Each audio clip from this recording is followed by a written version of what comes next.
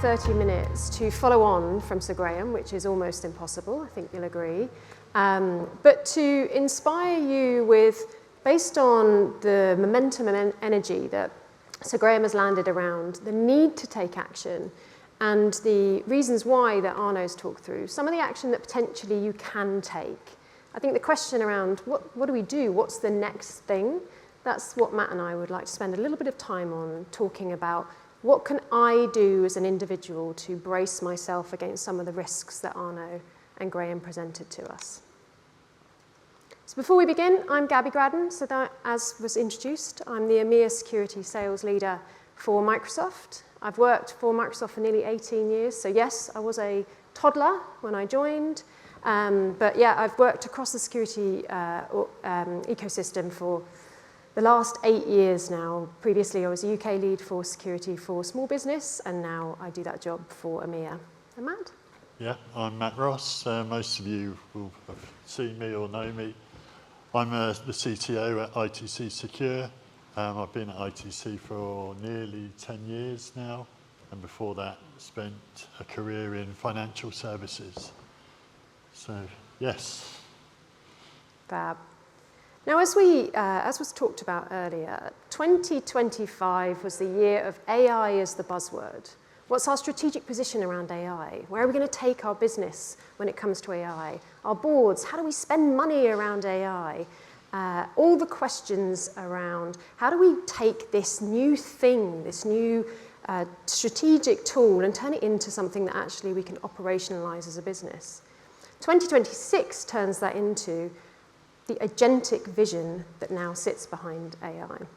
And AI is moving fast. Every industry I meet with, and I meet across every industry because we sit in the small business space, feels this shift in the need to adopt AI as a tooling, but also what possibilities that presents to them. And that shift is being felt overnight by all these industries. And Microsoft is spending time thinking about how does that impact you as users of security technology. And it's given rise to something we're calling the frontier firm. And the frontier firm is the idea of combining human ambition, so all of you folks in this room, your thoughts, your creativity, your inspiration for your businesses, and unlocking that with intelligent agents, but the two working together symbiotically and not independently. And this is the real opportunity, the opportunity to use AI to not just work faster, but actually unlock new potential that we would not have been able to achieve previously. Every customer I meet, so every industry and individual that I spend time with, is somewhere on this path. They're either at the very beginning, thinking, what does AI mean for our business? Or they've created some spend, but haven't turned that into a material outcome just yet. Everyone's on that path, but the action I'd ask and agitate for you to take is wherever you are on that path, think about how to do this responsibly and securely. You only get a first step once, and with AI, it's incredibly important that first step is both responsible and secure. As it says on the slide behind me, 80% of leaders already say they are or plan to within the next year using agents, so using some kind of AI-powered tooling. This isn't a minor shift. 80% of organizations, this is huge. And as Arno already pointed out, he stole my stat, the ITC is saying that by 2028, we're expecting 1.3 billion agents. That's 2 years' time. That's roughly the population of India. So roughly the population of India working alongside us to complete automated tasks and make decisions within our business. For every human, there will be multiple agents. By the time you listen to Sir Graham next year, bringing in a new perspective on what's happened in the last 12 months and what might happen, you may be working alongside a team of agents. It's a very different concept to adjust our minds to, and to adjust the minds as our business leaders to as well, what that means in a security landscape. That scale, that 1.3 billion in 2 years, that changes everything.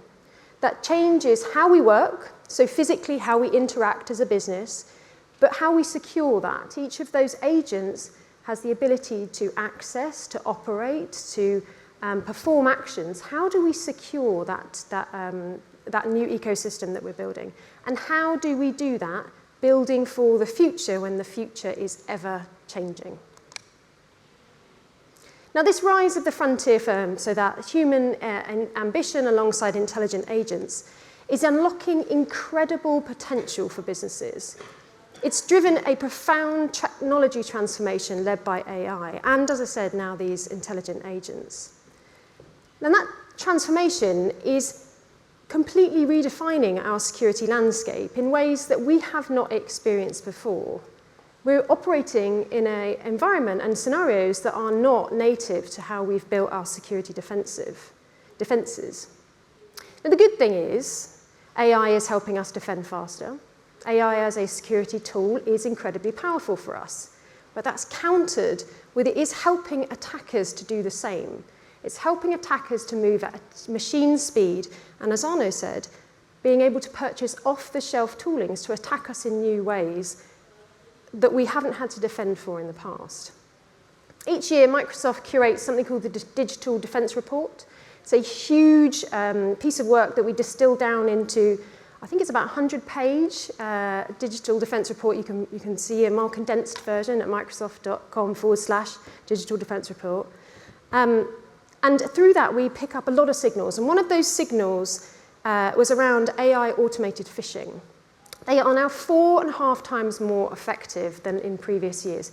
Gone are the poorly worded, asking you for your bank details from your bank, terribly written and poorly spell-checked. Gone are those. Phishing is becoming intelligent, it's becoming interactive, it's becoming really hard to catch. I'm a cybersecurity, I spend this every single day, and I still have to really inspect my email to know who I'm talking to or what I'm talking about on my personal front. And then combined with that, 80% of leaders tell us their top concern around generative AI, so that initial investment they made about how do we use OpenAI, how do we use Copilot, how do we use ChatGPT in our business, is sensitive data leakage. The topic's going to be covered a bit later on, and it's one that is super critical to how we think about building for our future. Our data is our crown jewels of our organization. Without it, we don't have a business, and therefore, how do we protect that? How do we build for AI and build for a future? Now, at the same time, and this comes onto the unified security platform benefits, the security environment is operating under extreme complexity. Some research from the ITC told us that many organizations run between 40 and 60 tools, with the worst cases running up to 80. 80 independent security tools giving you signals, giving you alerts, giving you things you need to respond to. And this is creating disconnected systems. It creates its blind spots, and that in turn slows response and our ability to actually actively protect our businesses, not just respond to the fire that's burning brightest in front of us. When you combine this with the existing complexity of AI-driven workloads, agents, and automation, that challenge is just compounded. It's doubled down, and it increases in its complexity. And AI doesn't just accelerate what's already there. So it's not just bringing more of what we already have. It's actually creating entirely new attack surfaces and vectors that traditional security models just have not been designed for. We have not built our security ecosystems and infrastructures with AI and its new surfaces in mind to protect. Now, what do these look like? As I said, AI brings with it, and we're already facing, an unprecedented challenge around identity, cloud, endpoints, data. But AI adds new pressure to this into our existing threat landscape. And as I've already said, defenders aren't starting from zero. You're already operating in a highly complex and high-risk environment. AI accelerates that by increasing the speed, automation, and attack for both legitimate users and attackers. And as I said, it's not just against traditional attack vectors, it's introducing new ones.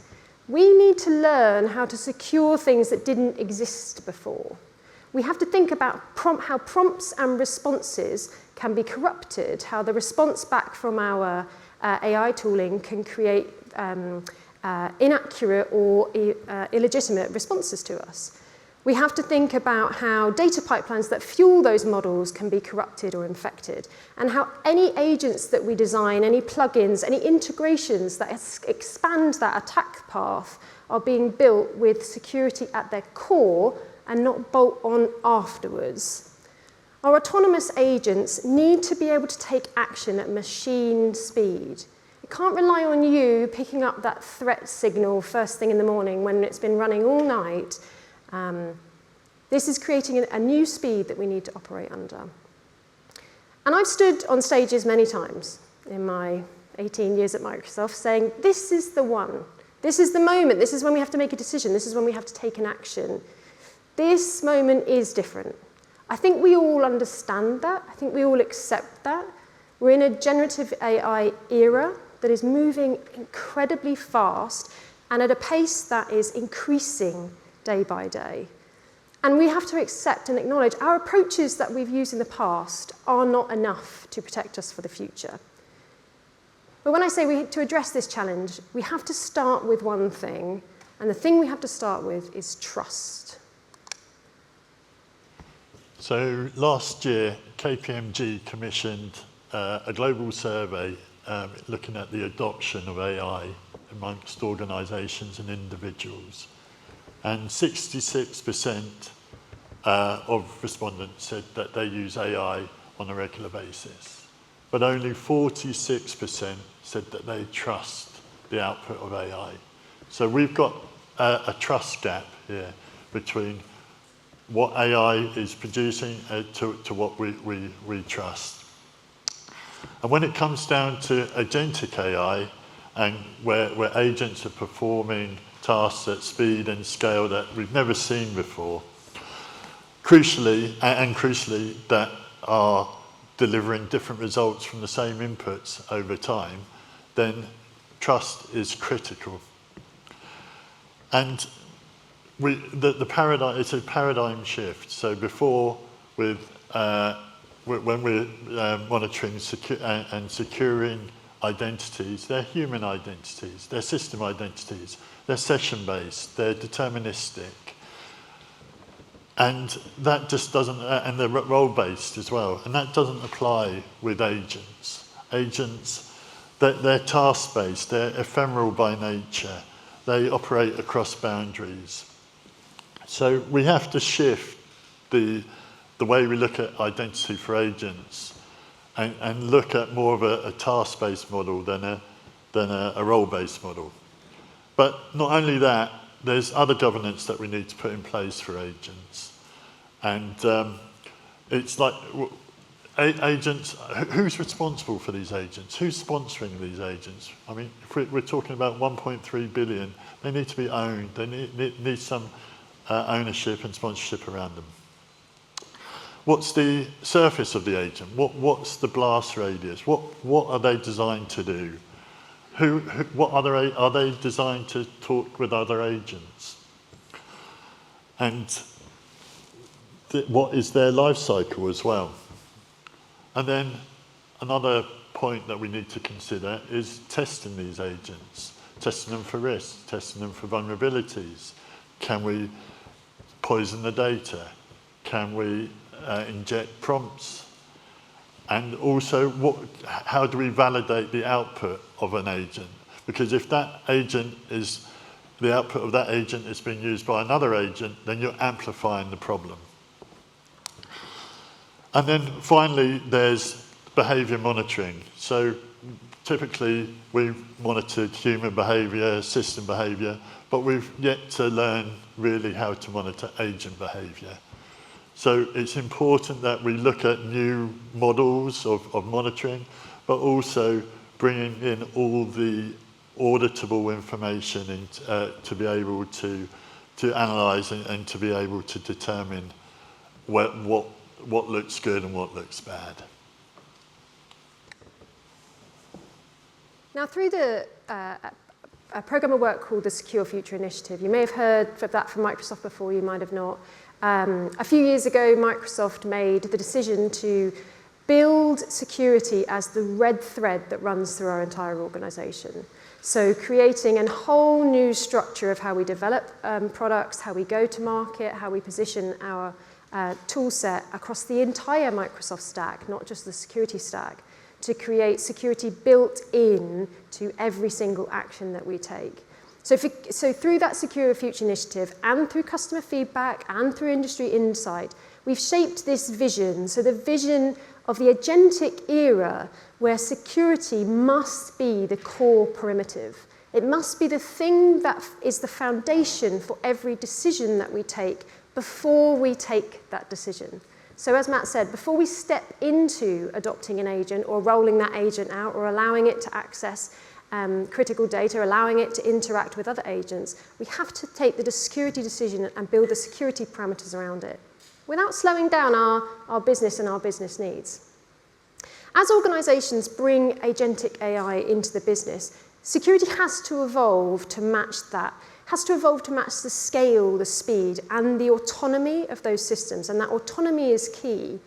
These systems will operate without our interaction with them, and therefore building security into that is going to be vital. As I said earlier, it can't be something you turn on later. This can't be a decision you take once the gate is already open for the horse to run out of the field. It needs to be present everywhere and all the time, and that's why we view it as security needing to be ambient and autonomous. So it needs to be everywhere, all the time, in all of our interactions or all of our IT systems. It's always got to be present. It's got to be continuously interpreting what's going on, continuously understanding the environment in which it's operating. And it needs to be responding with intelligence, not relying on manual intervention. As I mentioned a minute ago, it can't wait for you to provide it with the next action to take. It needs to be able to take decisions to stop an attack path before that attack path has expanded outside of our control. It must be built for continual defense, continually upgrading, continually improving. And it's got to be woven into and around everything we build and do. It's got to be across your identities, it's got to be across your endpoints, your infrastructure, your applications, your data, your AI agents themselves. Cannot be independent versions of those same things not communicating with one another. This is the security model we believe is going to, so we, Microsoft, believe is going to be required in the agentic era. And it is guiding how Microsoft builds and starts to develop its products. Ambient and autonomous, built for continual defense. And in this new era, AI will be everywhere. It'll be within the SOC. And Gaby was talking that Microsoft are developing the guardrails around agentic AI. They're already producing agents. And I'm seeing, and I've been testing them for a good part of half a year now, and I'm seeing the evolution of the agents, how the identities are changing from human to agent IDs. So I'm seeing that in the flesh, but I'm also seeing how agents can help the SOC by performing a load of mundane, repeatable tasks throughout the life cycle of their operations, from, let's say, health checks at the beginning of the day, just checking all your systems are okay, getting it all clear, doing threat intelligence reports, mining data, bringing those threat intelligence reports based on your industry, your vertical, and then assisting with triage and hunting as well. So alert triage, instant triage, and doing threat hunting across your estate. But at the moment, everything is being validated by experts, and experts are our SOC analysts. And it's critical at this stage, at this point in the development, that you have that human in the loop, you have that expert there to validate the output from these agents and from AI in general. And this also poses the question that if you've got AI that is performing a lot of the mundane tasks, a lot of the tasks that were done by the junior members of a SOC team, and now that's being performed by agentic AI agents. So you've got to consider, well, who will be the new experts in the future? How will they become experts if they're not performing, if they're not learning on the job like they have done in the past? So we've also got to consider how AI can be used to train the SOC experts of the future, and not just to eradicate their jobs at the low end. Absolutely. As I've already mentioned, and building on from Matt's vision of the SOC of the future, today we're asking defenders to operate in the most complex environment security has ever seen. We're not starting from nothing here. And as I've already said, security teams using a quarter of security teams using between 41 and 60 tools, and nearly 20%, so 1 in 5, using between 61 and 80. That constant portal switching, the disconnected signals, that noise, it kills focus. I talked about the fire that burns brightest. It drives the requirement to only answer to the call versus build strategic imperatives for the future. And it kills productivity. As Matt mentioned, it kills the ability for the senior SOC analysts to spend their time on what really matters, where everybody has to be focusing on how do we keep the lights going. That complexity, it builds consequences. A full breach takes, on average, 194 days to detect inside fragmented environments. 194 days is a long time to do a lot of damage. It's a long time to get access to your critical data, to build a ransom structure for how to lock down your business in return for money. And it takes attackers less than 72 minutes to move laterally and access that sensitive data. So 194 days an attacker can be sitting inside your environment, but they only need 72 minutes to do some real damage. Now, this gap between attacker speed and defender reality leaves teams stitching together insights, building their own picture of what's really important, and doing that manually, and trying to compensate for tools that don't talk to one another. How can you be strategic when you're effectively trying to build that strategic picture every single day when you re-arrive at your SOC? It's no surprise, and I think, I don't think we want to forgive people, but we have to give some kind of credence, that no surprise that 73% of security pros admit that they've missed or even actively had to ignore high priority alerts. There are just too many alerts, too much noise, too many critical incidents to respond to in a fragmented system. So traditional security tools have often given us lists of CVEs, lists of assets, lists of misconfigurations, lists of alerts. And that's what the defenders have dealt with. But attackers don't think in lists. They think in paths. How can I plot a path through your organization to get to the critical assets that I'm after? And having a security tool set that is integrated, aggregates all your data points from applications to identities, to cloud assets, to workloads, just bringing everything together and then providing a connected map of how everything relates. That is the foundation for understanding real attack paths. It's not theoretical vulnerabilities and just going through lists and going, yeah, I've taken off the top of the list. It's understanding exactly where in your environment the weaknesses are. And that's what the attackers are looking for. So you target those weaknesses, and having that visibility, that thinking in graphs rather than lists, makes it so much easier for a defender to identify where the weakness is within their environment, and that is what the attacker is going to be looking for. So, in short, consolidating signals into a unified graph, it's not a technical preference. It really now has become a business imperative. And it gives us clarity and speed and actionable insight. It turns all these signals that have been isolated in the past into a coherent map of risk. And most importantly, it puts us in the mind of an attacker. So cyber attacks are often sophisticated, multi-stage campaigns that unfold over time. And each stage brings the attacker closer to their ultimate goal. And that is stealing sensitive data, disrupting your operations, or gaining complete control of your environment. Now, dwell time, and this is the period of time between that initial access and impact.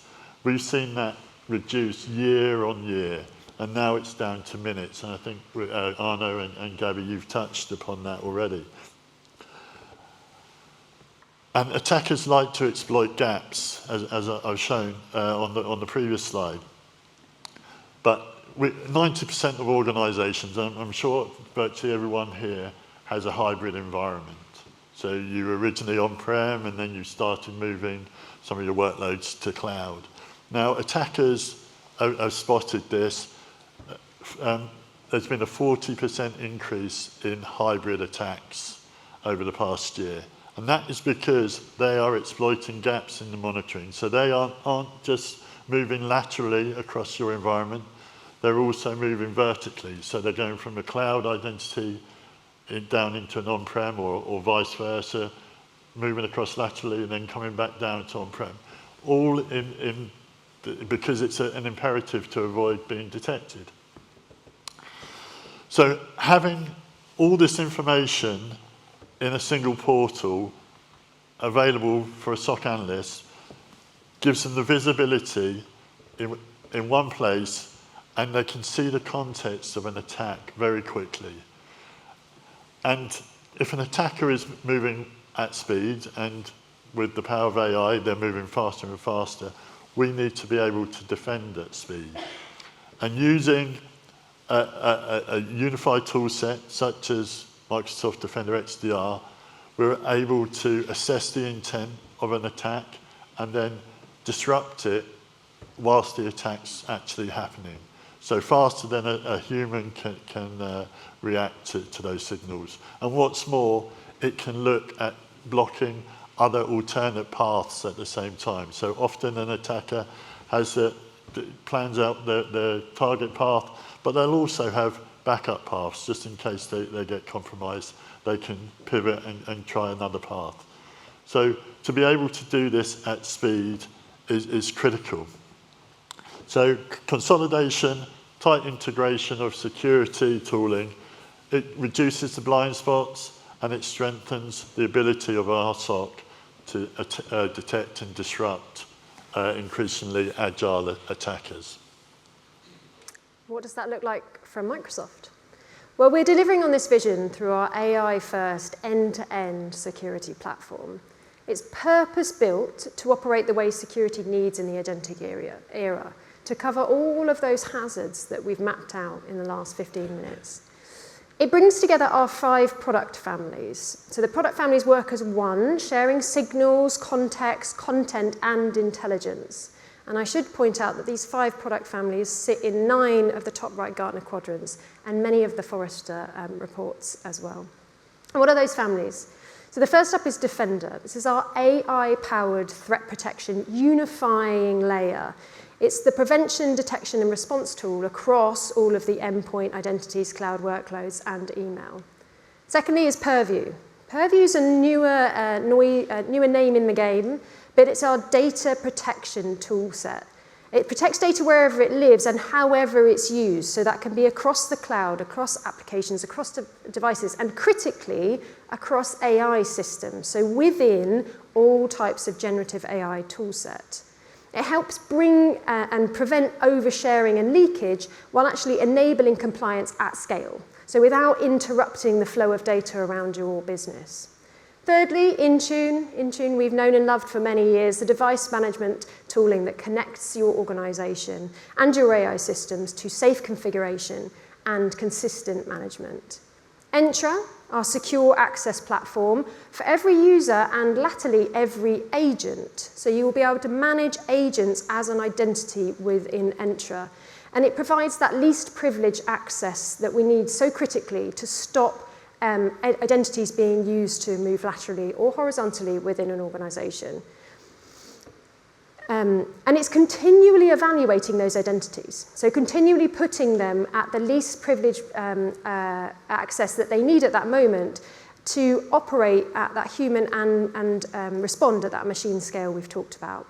And then Sentinel sitting underneath all to act as our center of gravity, the drawing together of all those different points of signal to connect it all, giving us that unified signal layer and context. So security actions are actually informed. They're built with information and context in mind, and increasingly responded to autonomously through Security Copilot. All of this, so all of these tools, all of the automation within these tools, all of the increasingly AI-powered ability within these tools is backed by our market-leading, global-leading threat intelligence signals.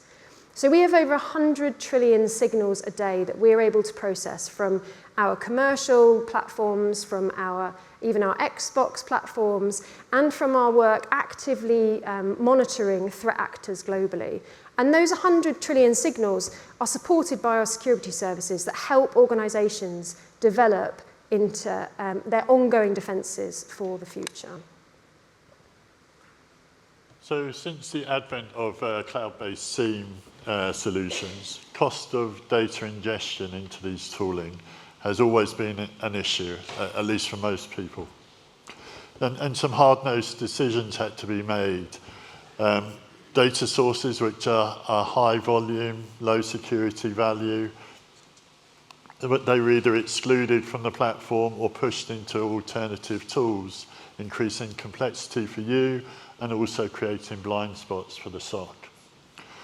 Now, with Sentinel Data Lake offering a new tier, a low-cost tier of data storage, means that these previous decisions need to be reassessed.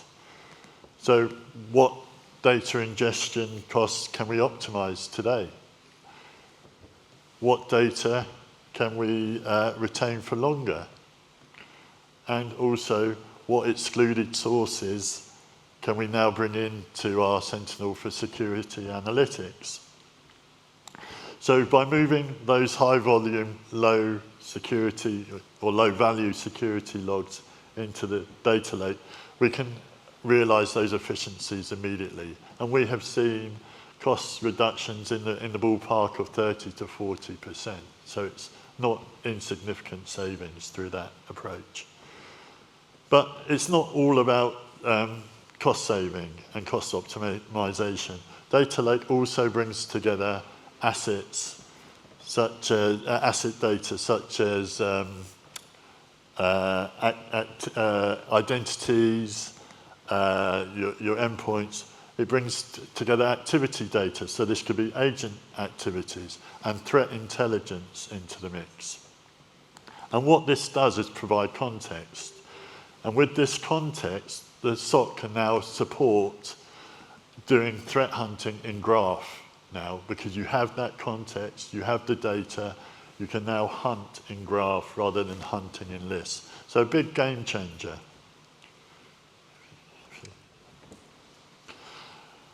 So bringing all these logs, and as Microsoft sometimes call it, that data gravity into the data lake, it allows our analysts to perform threat hunting over a greater time horizon.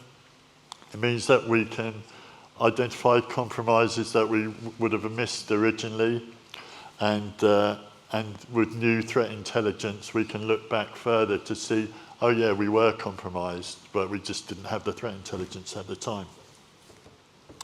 But with this treasure trove of data, it will also be the foundation of AI models. So you'll be able to analyze not just the data for known threats, you'll be able to analyze the data and effectively predict threats of the future. So it's a big, big deal. So just to close from my side, AI is transforming the security landscape faster than any of the technology shifts that I've seen in my time.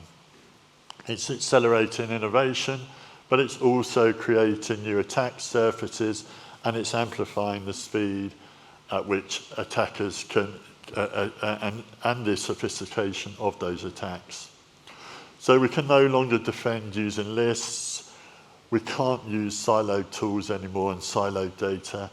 We must shift left to ensure security is at the forefront of our agentic AI development and to establish that essential trust. So at ITC, we firmly believe in Microsoft's unified approach.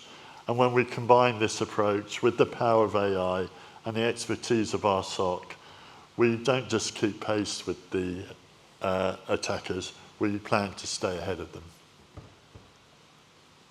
So I'll end where we started. AI is moving fast. But as we move towards the future, one thing is clear. AI is reshaping what's possible across every industry. And whilst that opportunity ahead is enormous, not just to build new opportunities and to build new capabilities, it's on us to adopt the responsibility, do this safely and with trust at the centre. Together with customers like yourselves and partners like ITC, we're securing this new frontier. And our partnerships with ITC are what make it possible for yourselves and other companies to safely and responsibly adopt as we head into the future. We're designing those systems that are ambient, autonomous, and building platforms that evolve with this cloud landscape, and tools that empower you as the defenders to do more than you could before. It's with partners like ITC that we're really excited to build and secure this future together. Thank you very much. Thank you.